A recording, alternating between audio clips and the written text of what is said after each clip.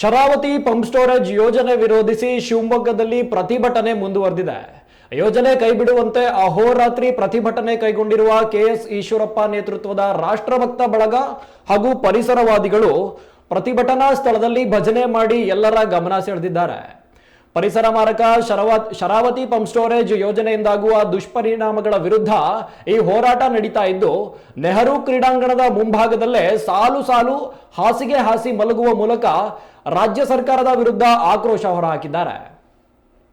ಇನ್ನು Sharavati pump storage ಯೋಜನೆಯಲ್ಲಿ 16,000ಕ್ಕೂ ಹೆಚ್ಚು ಮರಗಳನ್ನ ಕಡಿಯುವ ಪ್ರಸ್ತಾಪ ಉಲ್ಲೇಖವಾಗಿದೆ. ಇಷ್ಟಾದರೂ ಸರ್ಕಾರ ಪರಿಜ್ಞಾನ ಇಲ್ಲದಂತೆ ವರ್ತಿಸ್ತಾ ಇದೆ ಎಂದು ಮಾಜಿ ಡಿಸಿಎಂ ಈಶ್ವರಪ್ಪ ಕಿಡಿಕಾರಿದ್ರು. ಇನ್ನು ಪ್ರತಿಭಟನೆಯಲ್ಲಿ ಮಾಜಿ ಜಿಲ್ಲಾ ಪಂಚಾಯತ್ ಸದಸ್ಯ ಕೆಇ ಕಾಂತೇಶ್, ಪರಿಸರವಾದಿಗಳಾದ ಶ್ರೀಪತಿ, ಬಿಎಂ ಕುಮಾರಸ್ವಾಮಿ ಸೇರಿ ಅನೇಕರು ಪ್ರತಿಭಟನೆ ನಡೆಸಿದ್ದಾರೆ.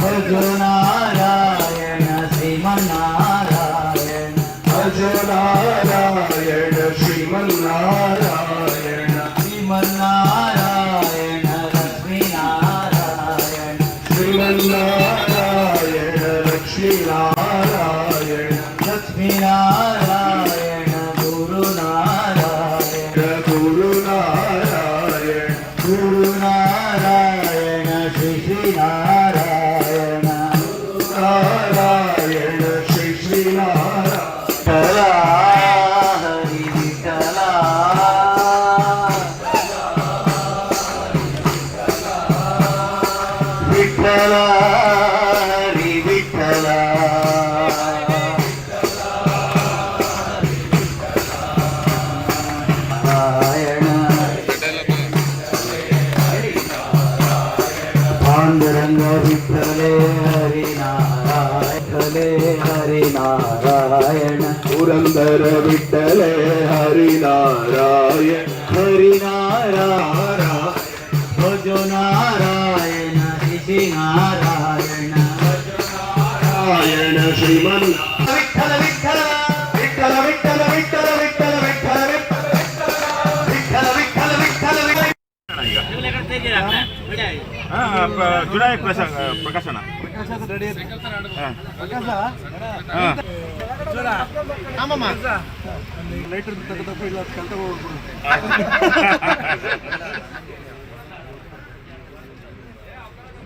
ಲೈಟ್ ಆಫ್ ಮಾಡ್ರೆ ಯಾರು ಎದ್ದೋದ್ರು ಗೊತ್ತಾಗಲ್ಲ.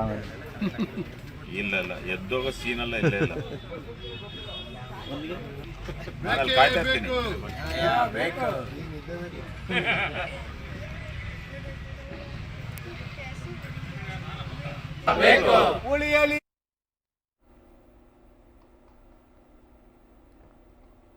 ದೃಶ್ಯದಲ್ಲಿ ನಾವು ನೋಡ್ತಾ ಇರಬಹುದು, ಶರಾವತಿ ಪಂಪ್ ಸ್ಟೋರೇಜ್ ಯೋಜನೆಯನ್ನು ವಿರೋಧಿಸಿ ರಾಷ್ಟ್ರಭಕ್ತ ಬಳಗ ಹಾಗೂ ಪರಿಸರವಾದಿಗಳು ಪ್ರತಿಭಟನೆ ನಡೆಸ್ತಾ ಇದ್ದಾರೆ. ಅಹೋರಾತ್ರಿ ಧರಣಿ ನಡೆಸೋ ಮೂಲಕ ರಸ್ತೆಯಲ್ಲಿ ಮಲಗಿ ಸರ್ಕಾರದ ಗಮನ ಸೆಳೆಯೋ ಪ್ರಯತ್ನವನ್ನು ಮಾಡಿದ್ದಾರೆ. ದೃಶ್ಯದಲ್ಲಿ ಮಾಜಿ ಡಿಸಿಎಂ ಕೆಎಸ್ ಈಶ್ವರಪ್ಪನವರಿದ್ದಾರೆ, ಆಮೇಲೆ ಜಿಲ್ಲಾ ಪಂಚಾಯತ್ ಸದಸ್ಯ ಕೆಇ ಕಾಂತೇಶ್ ಸೇರಿ ಪರಿಸರವಾದಿಗಳು ಈ ರೀತಿ ಪ್ರತಿಭಟನೆ ನಡೆಸ್ತಾ ಇದ್ದಾರೆ.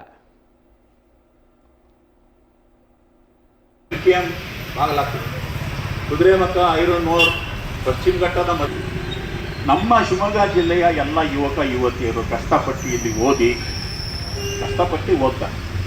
ನಡ್ಕೊಂಡು ಹೋಗ್ಬೇಕು ಶಾಲೆಗೆ, ಮಳೆಗಾಲದಲ್ಲೂ ನಡ್ಕೊಂಡು ಹೋಗ್ಬೇಕು, ಕಷ್ಟಪಟ್ಟು ಓದಿ ಬೆಂಗಳೂರು ಚೆನ್ನಾಗಿ ಮಾಡ್ತಾರೆ.